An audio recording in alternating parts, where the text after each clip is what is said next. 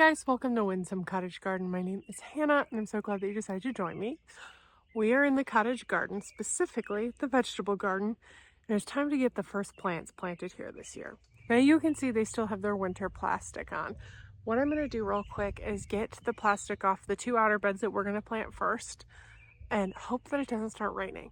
It's technically supposed to thunderstorm and we've been hearing a little thunder. We've been hearing a couple drippy drops every once in a while. But looking at the radar, I think it might pass us. So we're taking a risk, but we're gonna get started. So I'm gonna set you guys up. We'll get stuff planted, then go over varieties.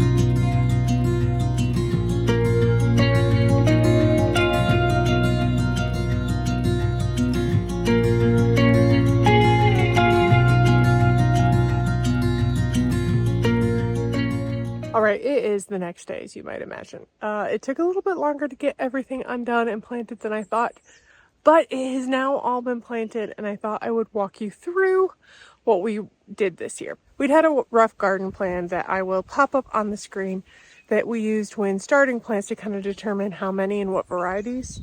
We deviated a little bit from that. So let me show you what it's actually looking like and talk about the varieties we planted. Now, our garden beds are on the edge of our property right along the lake, which is a bit of a sun trap. Not to mention when you're working in the garden, you get a great view that I highly enjoy. I am working in the morning, so if you're here in the morning, you get this entirely in shade, which is nice. And I took advantage of that. There are 4 beds. These are roughly 8 by a little bit further than 4. And about the same size as the ones we put in at my yard. And they are just, 12 inches off of the ground going into the soil. Now, there is a slight slope, and we did not account for it like we did in my yard, in part because my parents were trying to determine these were supposed to be only for a couple of years before they built something a little bit more longer lasting to see if this was enough space, if they wanted some stuff higher, so on and so forth. But in the 2 outer beds, we have cattle panels with tomatoes. Over here we have a German Johnson, Paul Robeson, and then 2 big beefs. And I decided one of the changes, we also have over here I think this is a Chadwick cherry, yes. We plant marigolds around just to kind of try and keep pests away. I also plant a little bit of alyssum amongst things. Alyssum is really nice because it acts as a ground cover. It's a type of plant that will grow around other roots, so it doesn't compete, and it attracts pollinators. So I think it's pretty. One of the things we did deviate from is I ended up planting onions along the tomato beds. Originally, we were going to plant them in the ground. You may have seen me attempt to start doing something over there. Honestly, I got going and thought, this is not going well. I also should have mowed the lawn before I attempted to do that. It was very, very bumpy, and I started worrying about roots for various trees that are in the area, and I said, you know what? Let's stick these in the bed. So 2 rows, 1 along the drip we already had here, and then interspaced in the back 1 row that I kind of skipped wherever there was a tomato, which this is probably better than what we did last year, which was we planted carrots and beans here, which caused a little bit of airflow problem toward the end of the summer. These guys will always be, even though they'll come up tall, by the time they're super tall, the tomato plants will be tall. And I don't think they'll interfere with airflow at all. So onions alongside the cattle troughs. Then we also added 2 peppers here. Last year we planted a large number of peppers here, and what we discovered was they were getting way too much water, especially the ones down by the end. So what I did is I planted them up top where the water's going to run a little bit away from, and I planted them slightly away from the water source. Now, we may find that these get too little water, but we're just going to have to kind of play it by ear and see how it goes. So what right here we have is a yellow horn pepper and a corbaci pepper. We also have what I think are 3 green peppers. 2 of them were labeled. It was actually these 2. And there should have been 3. And I had 1 pepper that wasn't labeled, so I made it labeled. And then let's just quick pop over here while we're talking peppers. Over here we have 2 lunchbox peppers, a yellow and an orange. And then I did the same thing. They're a little hard to see because they're in the sun. But I did the same thing with the onions. And we have 4 tomatoes along here. 2 San Marzanos, and 2 Granaderos. 1, 2. Lastly, over here, I believe this is a super sweet 100 cherry tomato. My dad really likes just red cherry tomatoes, so you might have noticed that I have a lot more cherry tomatoes and a lot more colorful ones. My mom and my dad, they're just more of the straight cherry types, and they'll get some of mine too. So it was good enough for him. I'm sorry that the wind seems to be picking up as I'm about to speak.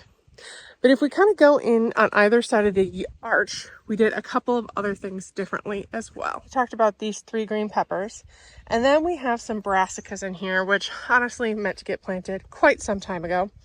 Over here we have 4 cauliflower plants and 2 Brussels. And over here we have 2 Brussels and 4 broccoli plants. I also added some sweet peas my mom requested. So we have a mix. These are ones we grew in the winter sowing method, and I hope they're going to be okay.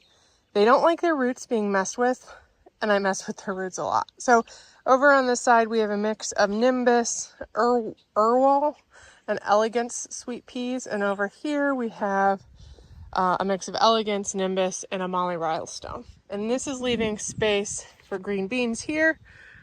Some growing peas. We have tea peas coming. Gosh, I gotta get some water to that plant. And then over here, we'll probably do carrots, parsnips, and some more green beans and whatnot. We also had 2 bonus tomatoes. We had a German Johnson and an additional Chadwick cherry. So we really managed to cram a lot into this small space, and there's more that we're going to be direct seeding probably in a week or two. I also, on the arches, plan to put I think a couple squashes and a zucchini. I have them started, but they weren't quite ready to come out. So they'll get planted next week, or well, they'll get planted in the next few weeks as we kind of come back here. We also, I wanted to check in on our fruit trees here. We have a Gala apple, which has a couple of babies. I don't know if you can see that. There's more. I walked around this the other day. Let's see, we got some right here, some right here. There's more, some right there. So a decent number, probably more than, oh, what is that? Do you see that? I don't know if it's showing up. Looks kind of weird. I feel like it's not a good thing, so let's just move it along. It's a decent number, probably more than this tree, which this has been in this space this will be its 2nd season. So probably a little bit more than it needs. So we will be thinning them when they get to a slightly larger size, and we make sure they're all taking well. Over here we have a nectarine, which also has a lot of babies. Now last year this bloomed quite early and there weren't many pollinators, so my dad actually hand pollinated it and did an amazing job. This year there were pollinators and there's still a large number of fruit, which is great. Flavor top nectarine, we have lots of little itty bitty babies throughout the whole thing. You can kind of see them peppered throughout. Not as plentiful as when my dad did it, but more than it will be able to support. This one, we actually didn't get any fruit off of last year. We had a problem with birds. So we are going to be at a certain point netting a lot of different things. We could put up an owl or whatnot, but we have a purple martin house right here. In fact, if I zoom in, you'll see there's one standing guard watching me. Actually, I think they're actually watching. The garden in Pup Maze, who insists on coming, but then is like, why do you contain me? I meant to roam. Yeah, she wants to get out. Maisie, you knew the deal when you wanted to come in. She wants to roam, and while she is a semi-trustworthy garden pup, she is not a no-fence garden pup. So, especially when there's like fish guts and things that sometimes are left by eagles. So we just, keep her contained with me if she comes. That's the deal she just has to accept. So that is the first stuff getting planted in the cottage vegetable garden. I'm really excited to see this take shape this year. It's our 2nd season growing in this space, as I mentioned earlier, and I think it's going to be great. It's always something that I love seeing. I said this in my last video when we were planting stuff at my house. It's really nice and neat and orderly now, and it's going to turn into a productive jungle in just a short period of time. So if you haven't already done so, please subscribe. If you like this video, give it a thumbs up. I really appreciate you joining me today, and I can't wait to see you next time. Bye-bye.